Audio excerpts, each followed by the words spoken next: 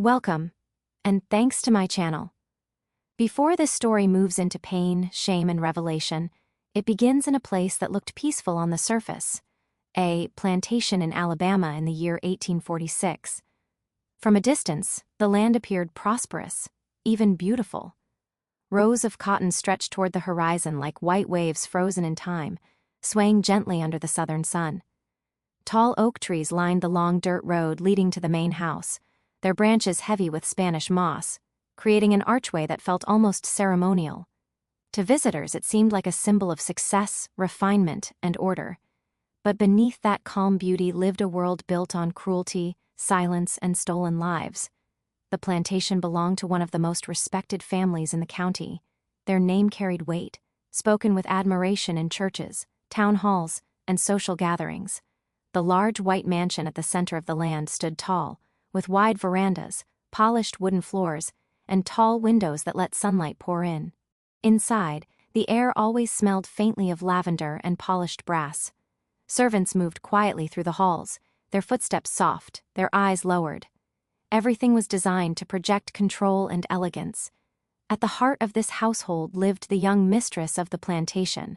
She was in her early 20s, raised in luxury from the moment she was born. She had never known hunger, never known fear of being sold, beaten, or separated from family. From childhood, she was taught that this world, this plantation, these people, this hierarchy, was natural and unchangeable. She learned to read and write while others her age learned to pick cotton. She wore fine dresses imported from the north, while others wore rags patched so many times the original cloth was barely visible. Her posture reflected her upbringing. She walked with her chin slightly raised, her shoulders straight, her eyes scanning people the way one might scan furniture, judging usefulness, not humanity. When she spoke, others listened. When she frowned, the air grew tense. No one had ever told her no in any way that truly mattered. Power had shaped her personality long before she understood what power meant. She believed herself kind. That belief came easily when kindness required nothing. She would occasionally offer leftover food to the enslaved children or allow a sick slave an extra hour of rest. These gestures made her feel generous, even righteous. But she never questioned why she had the power to give or deny such basic things. She never wondered how her comfort was built on the suffering of others. In her mind, she was simply playing her role in a system she had inherited. Every morning she stepped onto the veranda with a porcelain cup of tea in her hand, watching the plantation wake up. The fields would already be alive with movement, bodies bent low, hands working fast, overseers riding along the rows. She saw this scene every day, yet it never stirred her heart. To her, it was as ordinary as the sunrise. The house slaves moved around her silently, trained to anticipate her needs before she voiced them. A shawl placed gently over her shoulders if the air turned cool. A chair pulled back before she sat. A tray prepared before she felt hunger. This constant service reinforced her sense of importance. It told her, again and again, that she was someone to be served, obeyed, and admired. The plantation culture reinforced this belief at every turn. Guests praised her manners, her beauty, her grace. Older women spoke of her future as a powerful mistress, a woman who would run the household with strength and discipline. Men admired her as a symbol of refinement and status. No one challenged her worldview. No one dared. What she did not know, what no one ever spoke of, was the fragile beginning of her life. As an infant, she had been weak, sickly, unable to nurse from her own mother. Those early months were dangerous ones. In another world, without intervention, she might not have survived. But survival came at a cost paid by someone else, someone whose name history would not record with honor. That truth lived quietly on the plantation, hidden in plain sight. The young mistress had no memory of being carried by hands rough from labor. No memory of warmth that did not belong to her mother, no memory of lullabies whispered in a language of pain and endurance. She grew up believing her life had always been secure, always protected, always destined for privilege. The past, as far as she knew, began and ended with her family's greatness. As the days passed, she became more confident in her authority. Her voice sharpened, her patience thinned. Age, status, and power mixed into something harder, colder. She began to mock those she believed beneath her, not always loudly, sometimes with a smile, sometimes with a laugh shared among her peers. She believed humor excused cruelty. After all, she was only joking, she told herself. She never considered that the people she mocked had histories deeper than her own. She never imagined that one of the most overlooked figures on the plantation, an old black woman with a bent back and trembling hands, was connected to her life in a way more intimate than blood.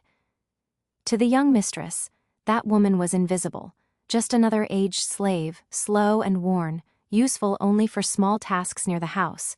The wrinkles on the woman's face meant nothing to her.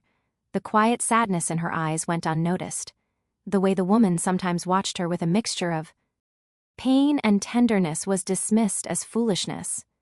The young mistress saw only what the system had trained her to see: superiority on one side, submission on the other. And so life continued, day after day, under the southern sun. Cotton grew, power remained unquestioned, pride settled deep into the heart of a woman who believed she knew who she was and where she came from. She did not know that her own life had once depended on the very kind of person she now looked down upon. She did not know that milk, sacrifice, and love stolen under chains had kept her alive. She did not know that the foundation of her pride was built on a hidden bond she would one day be forced to face. But every truth, no matter how buried, has a way of surfacing.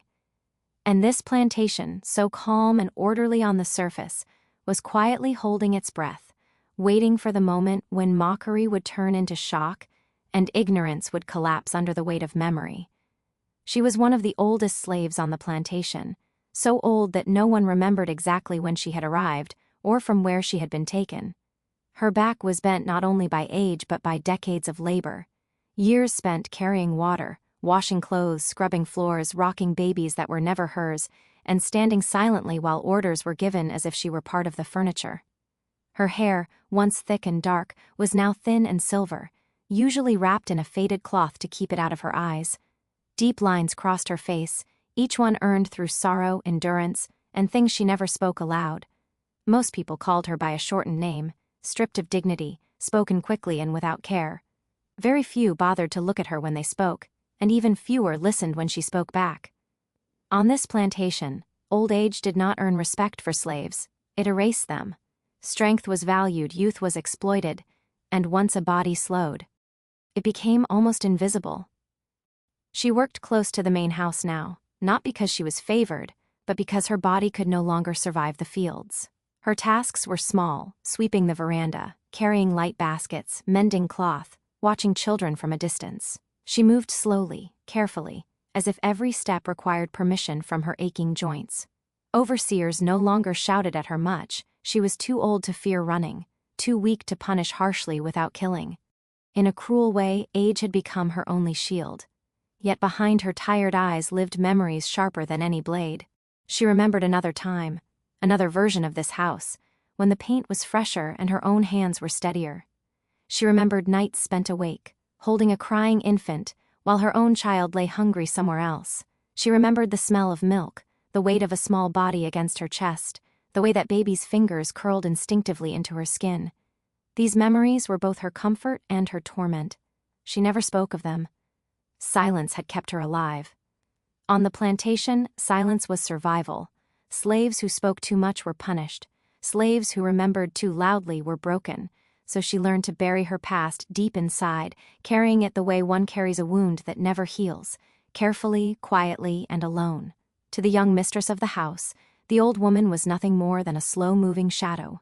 When their paths crossed, the mistress barely acknowledged her existence unless something displeased her. A missed speck of dust, a folded cloth not neat enough, a pause that lasted too long. Then came the sighs, the eye rolls, the sharp remarks delivered without cruelty in the speaker's own mind, but cutting nonetheless. The old woman accepted these moments with lowered eyes.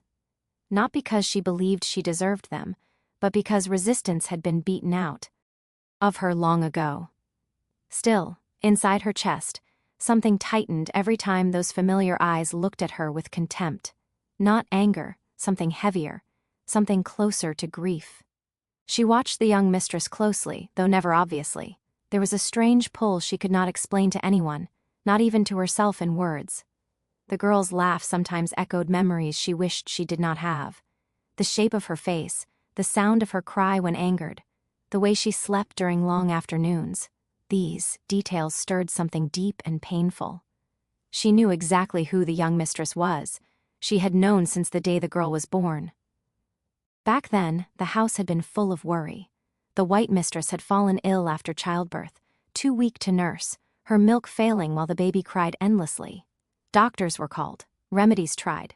None worked. The infant grew thinner, weaker, her cries fading into a dangerous silence. Panic spread through the household, not because of love alone, but because heirs mattered, bloodlines mattered, legacies mattered. And then the order came.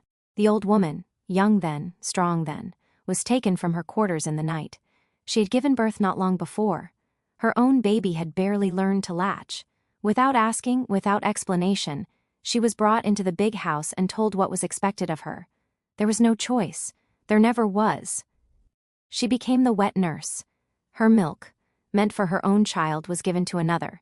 She fed the white baby while her own cried elsewhere, tended by another slave or sometimes no one at all. Each feeding was an act of forced intimacy. Her body used to sustain the life of the very family that owned her. She remembered how she would hum softly, not lullabies taught to her, but ones she made up in her head, songs without words, filled with longing and sorrow. She remembered pressing her lips together, to keep from crying while the baby fed, because tears falling on the child's face might raise questions. She remembered loving the baby. That was the hardest truth of all. Despite everything, despite the injustice and cruelty of it, she loved the child she fed. The baby knew her scent, her warmth, her heartbeat. When the infant cried, it was her arms that calmed her. When the baby slept, it was against her chest. For months, she was more mother than servant, even though no one would ever call it that. And then, one day, it ended. The white mistress recovered. The child was taken back. The old woman, still young then, was sent away, returned to the shadows. No thanks, no acknowledgement, just silence. Her own baby had grown thin during that time, weaker than before. That child did not survive long after. She carried that loss quietly too. Now, decades later, she stood on the same plantation, watching that once fragile infant walk proudly across the veranda, dressed in silk, surrounded by power. The girl had grown into a woman who mocked her, dismissed her, spoke to her as if she were nothing. The old woman never corrected her, never hinted, never revealed the truth, because what good would it do? In this world, truth did not set slaves free. Truth got them punished, sold, or killed, and so she swallowed every insult, every laugh at her expense, every cruel word spoken without thought. Sometimes, when no one was looking, she allowed herself a single glance, a long one, at the young mistress. In those moments, her eyes softened with something that looked dangerously like love, mixed with unbearable sorrow. Then she would look away, back to her sweeping, her mending, her quiet existence. To everyone else, she was just an old slave woman everyone ignored, but inside her lived the knowledge that she had once saved the life of the very person who now looked down on her. And she carried that truth alone, waiting, not knowing that the silence surrounding it was slowly cracking, and that a moment was coming when the past would refuse to stay buried any longer. The day it happened did not begin any differently from the others. The sun rose warm and unbothered, casting light across the veranda and the wide yard below. Birds moved through the trees, and the plantation settled into its familiar rhythm. Orders given, footsteps hurried, silence obeyed. No one sensed that a single moment, brief and careless, was about to cut deeper than years of quiet suffering. The young mistress stepped out of the house just before midday. She was irritated before she even spoke.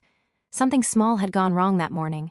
Perhaps a dress not pressed to her liking, perhaps a guest expected later than planned. Whatever the cause, her mood had sharpened, and when her temper sharpened, someone always paid for it. She stood near the steps of the veranda, tapping her foot impatiently while servants moved around her. Her eyes scanned the space the way they often did, searching not for help, but for fault. That was when she noticed the old woman. The old slave was sweeping near the edge of the porch, her movements slow, deliberate. Each stroke of the broom took effort. Dust lifted into the air, catching the sunlight. Her hands trembled slightly, not from fear but from age. She had already been working since early morning, though no one noticed or cared. The young mistress watched her for a moment, irritation building. In her mind, slowness was the same as disobedience. Weakness was laziness. Age was inconvenience. "Must you move like that?" the mistress said sharply, her voice cutting through the quiet.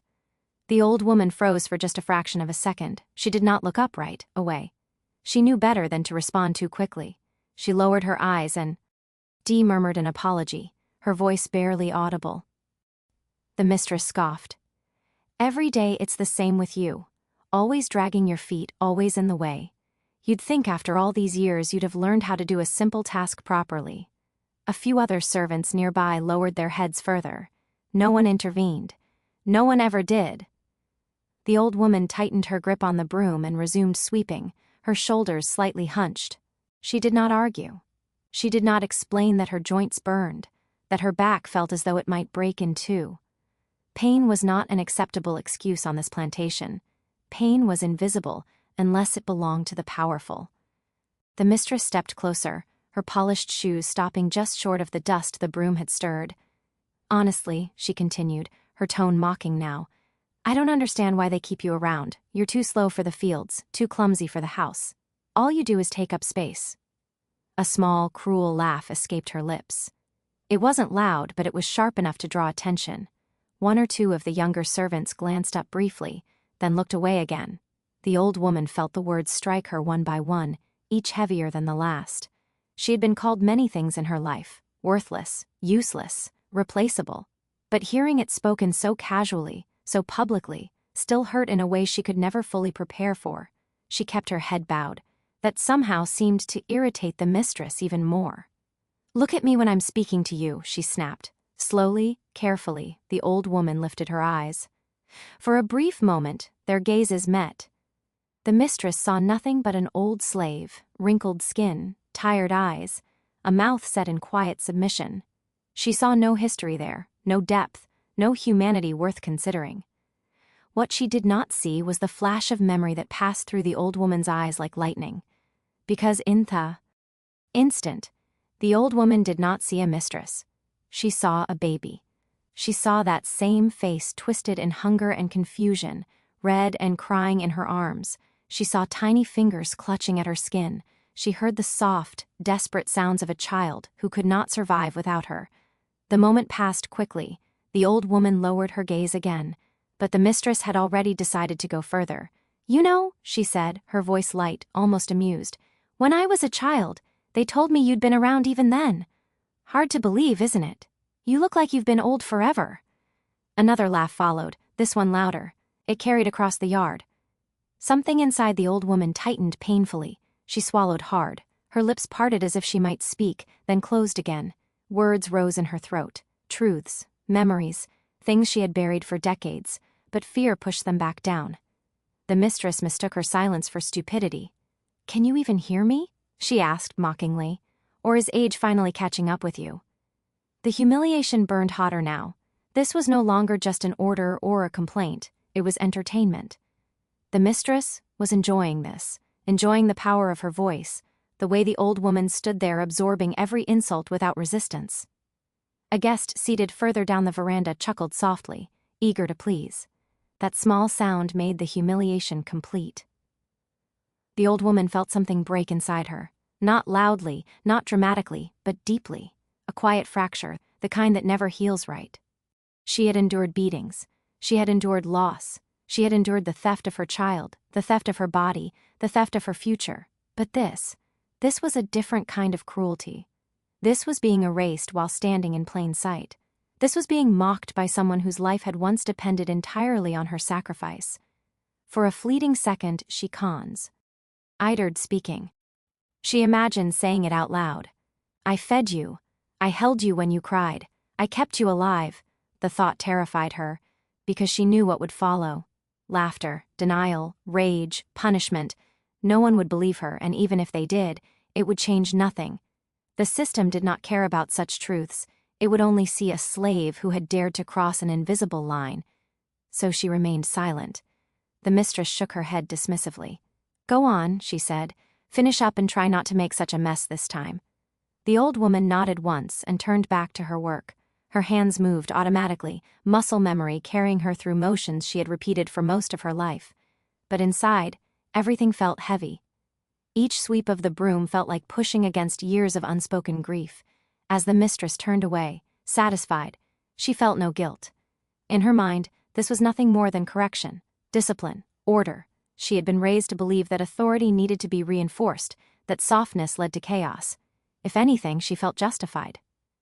She did not notice the way the old woman's hands trembled, more than before.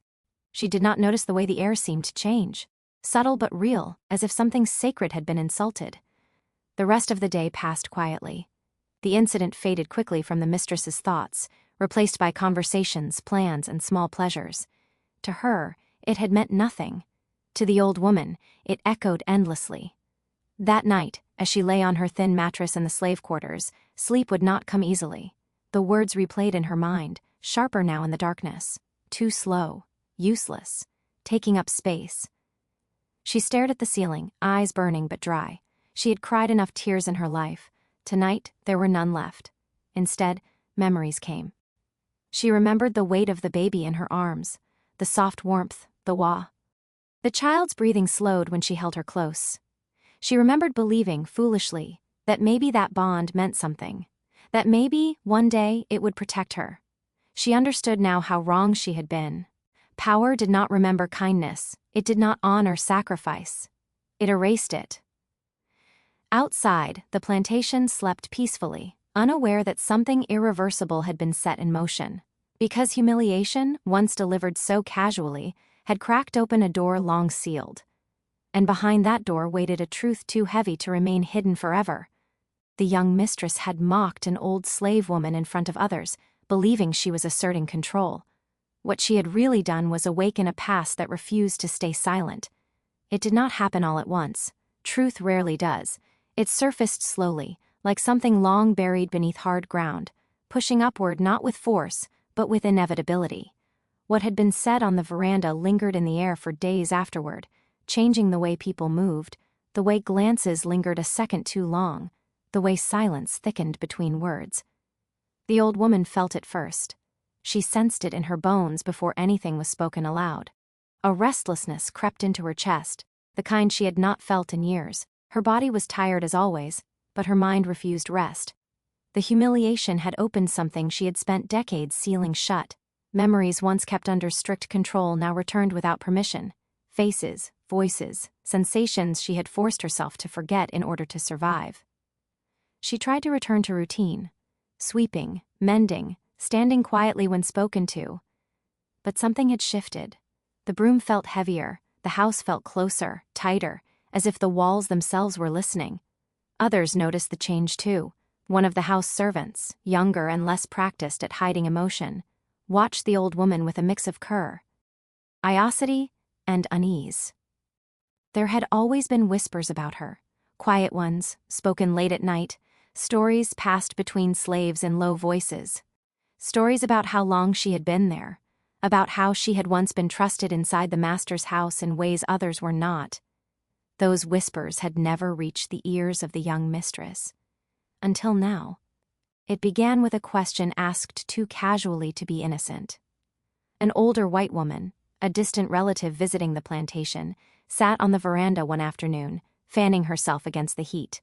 She watched the old slave woman pass by carrying folded linens, her movements careful and slow. "She's been here a long time, hasn't she?" the visitor remarked. The young mistress barely glanced up. "Too long, if you ask me."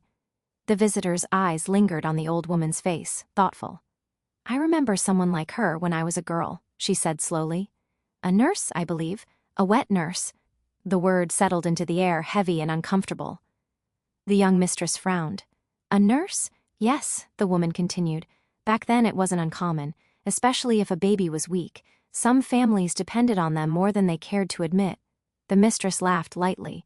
"You must be mistaken. She's just an old house slave." The visitor did not laugh with her. "Are you sure?"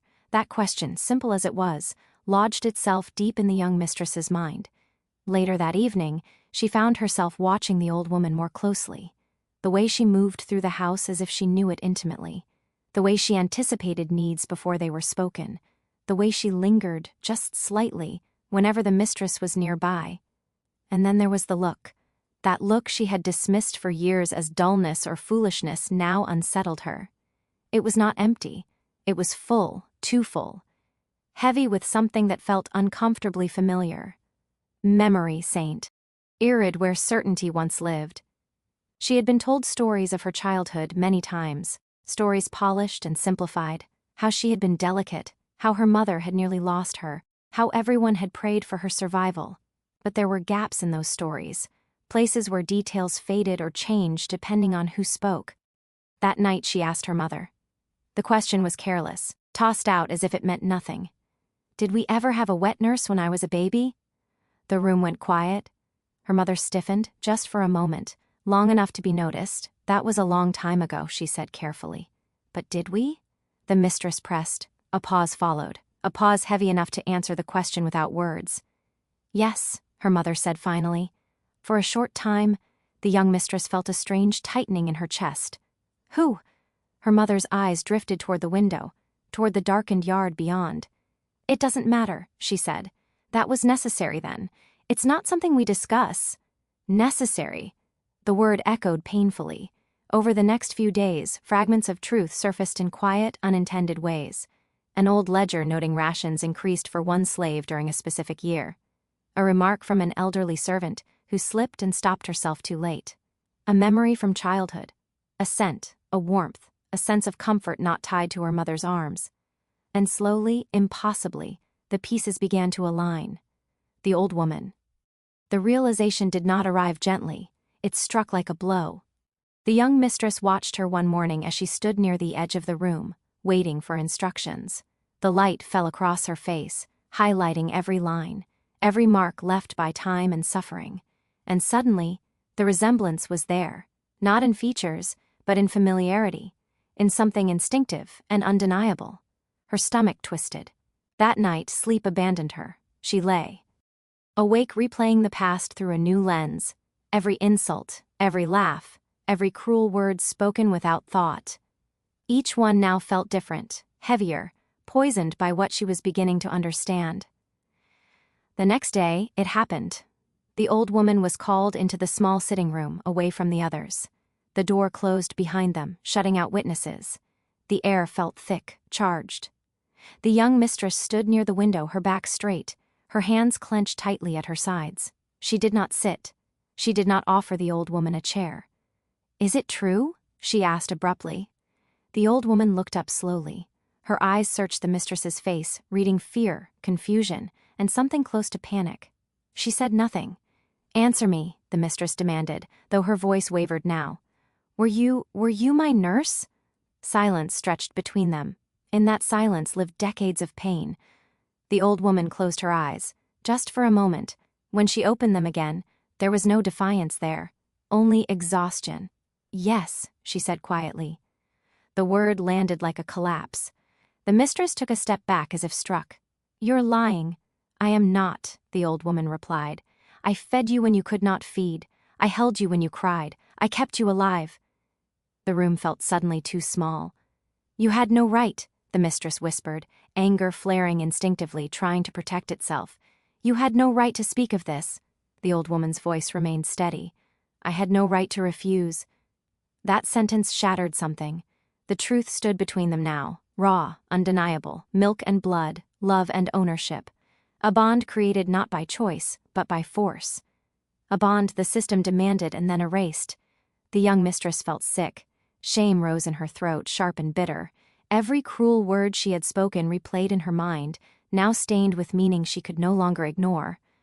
"Why, oh, let me mock you," she said weakly. The old woman's eyes softened, painfully so.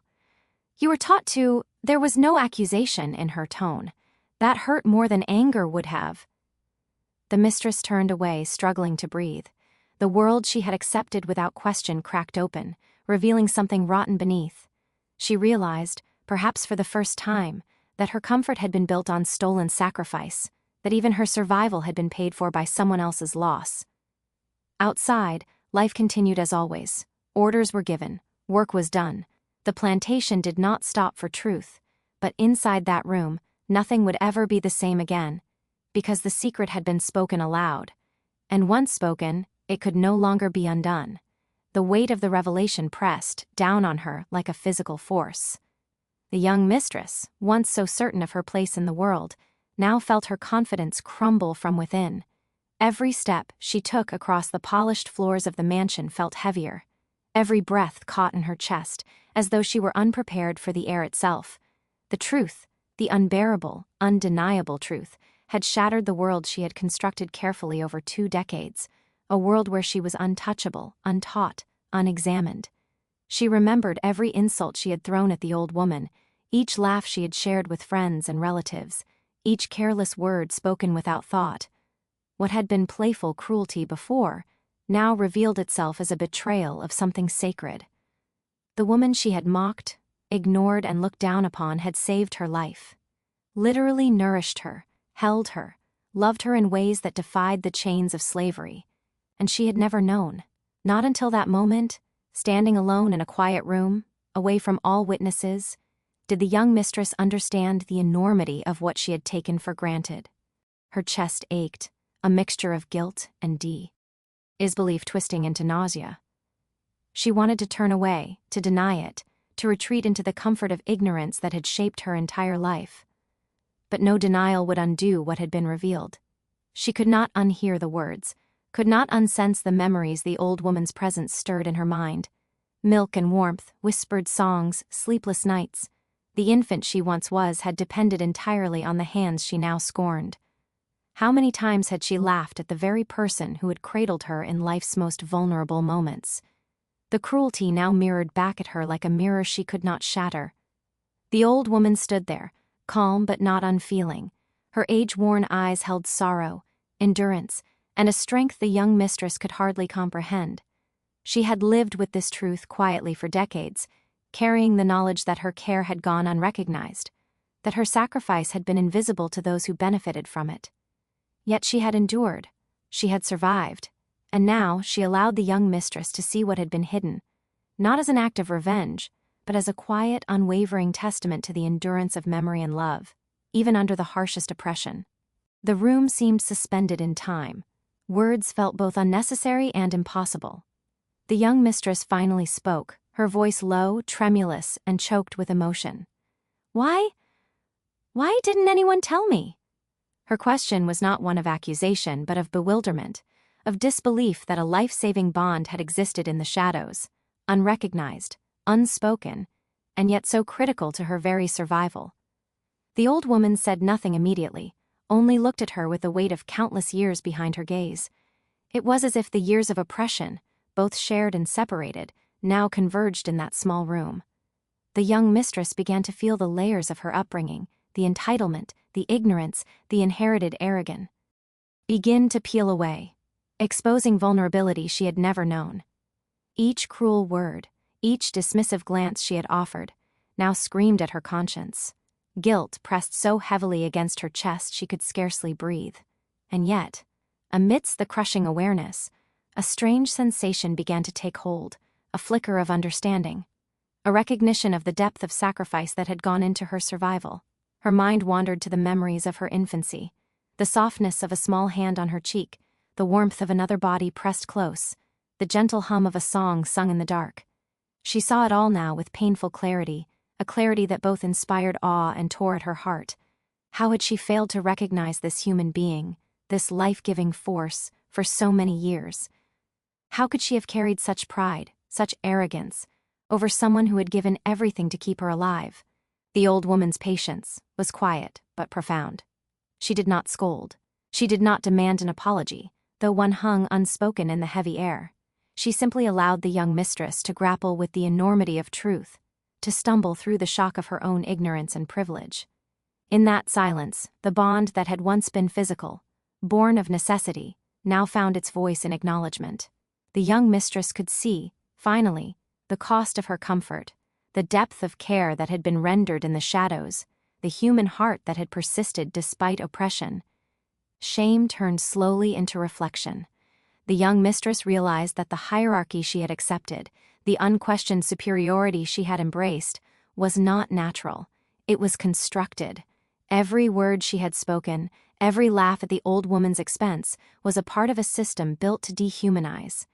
And now she faced the undeniable truth that her life, her survival, and even her identity were intertwined with a woman she had demeaned without recognition.